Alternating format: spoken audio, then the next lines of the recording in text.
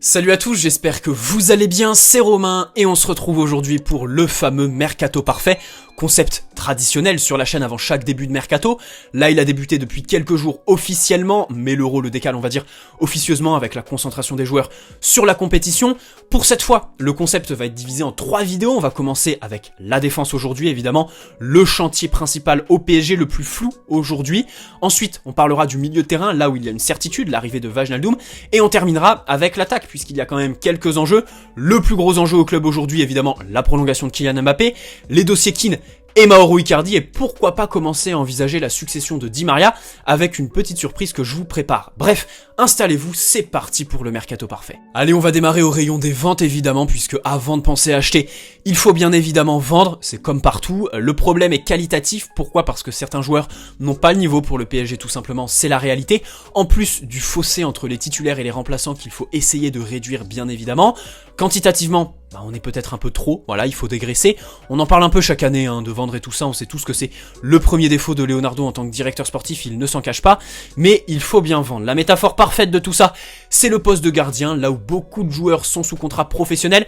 Le Tellier part évidemment, Sergio Rico, ton numéro 3, désormais avec l'arrivée de Donnarumma en tant que numéro 2 et en concurrence avec Keylor Navas, eh bien ton numéro 3 pour 6 millions d'euros de transfert et 3 millions d'euros par an, c'est tout simplement pas possible, même si pour l'équilibre du groupe et parce que la hiérarchie avec Keylor Navas était aussi claire que saine, en plus des relations amicales qu'ils ont nouées, c'est regrettable, eh bien il faut faire des choix. Sergio Rico, 3 millions d'euros par an pour faire acte de présence en tant que numéro 3 et s'assurer de la bonne ambiance du vestiaire, c'est sûrement trop, surtout qu'il faut alléger la masse salariale, même si ici on peut plus penser à Alphonse Areola, 8,5 millions d'euros par an, on le rappelle, il y a un bon point. On est sur la même longueur d'onde que lui, il a de l'ambition, ce sera pas un boulet comme Ressé a pu l'être par le passé, il a envie de jouer. Alphonse Areola en plus c'est un gardien qui a du talent, certains clubs en sont évidemment conscients, il sort d'une très bonne saison là où on l'a prêté, c'est très bien. L'idéal c'est évidemment un transfert définitif, au pire des cas un prêt dans lequel on prendrait encore une fois en charge une partie du salaire d'Alphonse Areola, mais il faut évidemment s'en séparer avec Donnarumma à 12 millions d'euros par an, Keylor Navas pareil et Alphonse Areola à 8,5 millions, c'est un peu de la folie. Voilà, pour le dégraissage au niveau du poste de gardien. Au poste de latéral droit, il y a quelques infos pas très fiables qui ont annoncé l'inverse ces derniers jours, mais Fabrizio Romano est resté formel ces dernières semaines. L'option d'achat de Florenzi, qui est fixée à 9 millions d'euros, ne sera pas levée par le club, et selon moi, c'est une bonne chose, il a fait de bons débuts, c'était enthousiasmant en septembre-octobre. Pourquoi ? Parce qu'il était toujours dans le bon tempo techniquement, notamment au niveau de ses qualités de centre. Voilà, c'était appréciable, ça faisait du bien au sein de cette équipe, mais la réalité c'est qu'il a quasi tout perdu en seconde partie de saison, bien plus laborieuse, avec en point d'orgue le match catastrophique qu'il nous sort contre Manchester City au retour. Pas dans le bon tempo au niveau de la défense, très frêle physiquement, peine à utiliser le haut de son corps en 1 contre 1 au duel, surtout au niveau de sa tête, l'intelligence de jeu, sa lecture du jeu n'est pas bonne au niveau du placement, de l'alignement évidemment. Offensivement, c'est vrai qu'il était plus trop dans le bon tempo, il arrivait plus à apporter en termes de largeur et tout ça, donc disons qu'il ne sera pas regretté. Il y en a un autre qui sera pas regretté s'il part, qui peut rapporter quelques millions, allez on va se dire 10-15 millions d'euros, c'est évidemment Thilo Kehrer. Je pense qu'on est tous d'accord là-dessus, il doit partir, c'est la solution idéale pour le club, d'abord parce qu'à chaque fois qu'il est sur le terrain, il tire l'équipe vers le bas, il a un gros salaire, 37 millions d'euros pour 1 an de contrat. On rappelle cette masterclass d'Antero Henrique sous l'impulsion de Thomas Tuchel. Le point névralgique de tout ça, c'est le match contre Manchester United, gros tournant mental pour lui évidemment, depuis il est très défaillant. Il a succombé à l'environnement parisien qui est trop, on va dire, pesant pour lui. Je pense que se retirer de toute cette pression, aller dans un club qui lui offre du temps de jeu et une zone un peu plus confortable pour lui, c'est préférable pour lui et pour le club, et même pour le club qui le recrute, parce que Thilo Kehrer reste un joueur évidemment qui a un peu de talent. Pas trop, mais un peu quand même. Voilà, donc dans tous les cas, il faut un départ du PSG, parce qu'en plus, physiquement, il n'est plus fiable. Avant d'enchaîner, je voudrais mettre en lumière Colin Dagba, on n'en a pas trop parlé, mais je trouve que son match contre le Bayern a été un tournant au niveau de sa saison évidemment, parce qu'après sa fin de saison, elle est quand même très intéressante. Il est monté en puissance, il était beaucoup moins timoré, maintenant l'enjeu c'est que ce soit un tournant sur sa carrière, qu'il revienne comme il a quitté le PSG, c'est-à-dire très intéressant. Dans la rotation, je garde, je ne le vends pas à l'heure actuelle à l'instant T. Maintenant à gauche, il y a des joueurs évidemment qui doivent aussi partir. Là, c'est une question de niveau. On peut penser à Layvin Kurzawa qui a prolongé de 4 ans l'été dernier pour éviter un départ libre. Cet été, c'est comme chaque année. Layvin Kurzawa, il y en a marre parce que c'est tout le temps la même chose. Tout le temps, chaque été, il y en a qui prennent les paris, qui disent « Allez, ça va être son année ». Au final, il y a du bon, voilà, il arrive à trouver une bonne forme, il est intéressant, on sait tous qu'il a des qualités, Layvin Kurzawa, elles sont indéniables. Ensuite, il se blesse, donc là, il se barre pendant 3 semaines, 1 mois, il fait une bêtise, cette année en l'occurrence, c'était la suspension en début de saison, et après, il entre dans une spirale négative, cette saison, c'était les pénaltys, qu'est-ce que ce sera la saison prochaine? On peut être certain que ça va être le même scénario comme d'habitude, donc si on pouvait s'en séparer, ce ne serait pas de refus, évidemment. Mitchell Baker a beau tout donner sur le terrain, il a beau avoir toute la bonne volonté du monde, aujourd'hui à l'instant T il n'a pas le niveau, et selon moi c'est très subjectif mais il ne l'aura jamais, on peut envisager un prêt pour une éventuelle progression, mais dans tous les cas on peut pas se projeter en l'imaginant titulaire au PSG, pas le bagage technique, notamment on peut aussi envisager faire quelques millions sur lui, Mino Raiola nous doit bien ça, une petite dizaine, allez si on veut être ambitieux, mais dans tous les cas au poste de latéral gauche, oui, départ de soit Baker, soit Kurzawa, priorité sur Kurzawa quand même. Voilà, même si Baker, il a osé se plaindre de son temps de jeu qui certes s'est dégradé en seconde partie de saison, il a dit qu'il allait regarder les offres cet été, si son temps de jeu ne s'améliorait pas, si son statut ne bougeait pas au PSG, c'est quand même très ambitieux, hein, menacer le club d'un départ, écoute, moi personnellement, je n'attends que ça, si tu veux partir, on te retiendra évidemment pas. Voilà pour Mitchell Baker. Petite pensée pour Abdou Diallo, qui est un super garçon avec une excellente mentalité avant d'être un bon joueur, polyvalent, capable de jouer en défense centrale et au poste de latéral gauche, et ça je m'en réjouis. C'est pour ça que je recrute pas cet été à ce poste-là. Il y a une diversité de profils qui va s'offrir à Mauricio Pochettino, qui est très intéressante, avec Abdou Diallo et Juan Bernat évidemment. Bernat qu'on a prolongé avec un salaire de titulaire, le statut qui va devoir aller avec, évidemment il y a l'inconnu de sa grosse blessure et de son retour.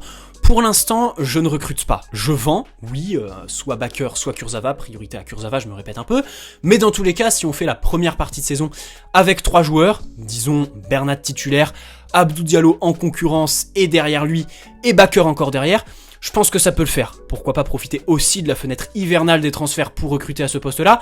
Mais dans tous les cas, il y a d'autres priorités. N'oublions pas le poste de défenseur central. Pour moi, c'est une priorité. On va recruter à ce poste dans cette vidéo, évidemment. Et puis le budget qu'il faut gérer aussi parce qu'à droite, il y a de la classe mondiale qui arrive. Justement, on arrive au rayon des achats avec le poste de latéral droit, évidemment, il faut recruter un titulaire en puissance qui fait l'unanimité de la classe mondiale. Si possible, un investissement qui traduirait tout ça, je vais prendre l'exemple de Liverpool avec Van Dijk ou Manchester City avec leurs nombreux investissements sur les latéraux. Certes, beaucoup qui n'ont pas payé, mais aujourd'hui, la réalité, c'est qu'ils ont la défense qu'on envie. Voilà, la défense dont on rêve, avec par exemple Ruben Dias, et ces investissements ont tout changé dans leurs équipes. Ça change la face d'une équipe, donc il faut mettre les millions, et ici je fais référence évidemment à Hakimi, à l'heure où j'enregistre cette vidéo, les négociations patinent un peu, je pense de toute façon que le joueur donne sa priorité au PSG, il y a un argument à prendre en compte, c'est le fait que sa femme veuille venir à Paris, parce que professionnellement ça l'arrange, le joueur aussi a un accord avec le PSG, salaire de 8 millions d'euros par an, je trouve que c'est assez raisonnable, 8 millions d'euros par an pour quelqu'un qui va arriver en tant que titulaire avec une marge de progression, la seule nuance qu'on pourrait poser sur Hakimi, c'est le fait que dans un système à 4 défenseurs, il y ait quelques interrogations. Pourquoi? Parce que c'est un latéral qui est explosif, évidemment très rapide, avec Kylian Mbappé à l'entraînement il risque de s'éclater, mais au-delà de sa rapidité et sa vitesse, c'est surtout que c'est un joueur qui a du coffre et qui athlétiquement est dans une condition exceptionnelle. Hakimi, il fait les allers-retours sur les 90 minutes, et ça, comparé à Florenzi, ça va révolutionner le PSG l'année prochaine, s'il vient. Le club qui est capable de mettre 60 millions d'euros sur la table, ils l'ont mis, quitte à mettre une grosse partie du budget, voire quasi son entièreté, je le fais. Je fais parce que ça fait trop longtemps qu'on traîne ça. Hakimi aujourd'hui c'est top 3 meilleur latéral droit au monde, tout simplement. Voilà, alors oui, il y a un petit problème avec la considération entre piston et latéral. Ce sont deux postes, deux registres complètement différent. Hakimi est bien meilleur en tant que piston, à l'image de Bernat, par exemple. C'est vrai qu'un système à 3 aujourd'hui, c'est notre rêve. C'est complètement utopique, ça ne se fera pas, mais j'aimerais quand même l'énoncer parce que dans une réflexion, c'est toujours intéressant d'énoncer un idéal, sans pour autant l'espérer, parce que là, c'est complètement utopique. Recruter un défenseur central de qualité, de la classe mondiale. Bernat, on n'oublie évidemment pas ses buts en Ligue des Champions, mais il y a aussi ses lacunes défensives qui seraient beaucoup moins mises en valeur Au poste de piston, c'est le même cas de figure pour Hakimi, tout ça reste utopique, le système à 3 et tout ça. Concernant Doha, je pense qu'il ne serait pas insensible à s'ouvrir à cette partie du monde qu'est le Maroc en recrutant Hakimi, je pense que c'est un élément à prendre en compte. En termes financiers, je monte jusqu'à 70 millions d'euros et quelques bonus, je pense tout simplement que ça le fait, si on propose ça à l'Inter Milan qui a besoin de liquidité évidemment. Son agent Hakimi a annoncé qu'il allait partir, latéral supersonique, excellent contre-attaquant, le bagage technique pour se connecter avec ses partenaires, le niveau, la marge de progression, bref, super joueur, des lacunes défensives qu'il comble par voilà son activité, son volume de jeu qui est absolument extraordinaire. Voilà, c'est le top mondial, pour moi il faut foncer. Alternative, parce que c'est vrai que ces derniers temps ça sent pas très bon pour nous sur ce dossier-là. L'alternative numéro 1 pour moi pour le PSG, évidemment, ce n'est pas Serge Aurier, mais plutôt Nordi Mukiele, défenseur de Leipzig, qui est dans un tout autre registre que Hakimi, une toute autre dimension aussi, voilà, on parle de 30 millions d'euros. C'est un latéral qui défend très bien avant d'attaquer évidemment.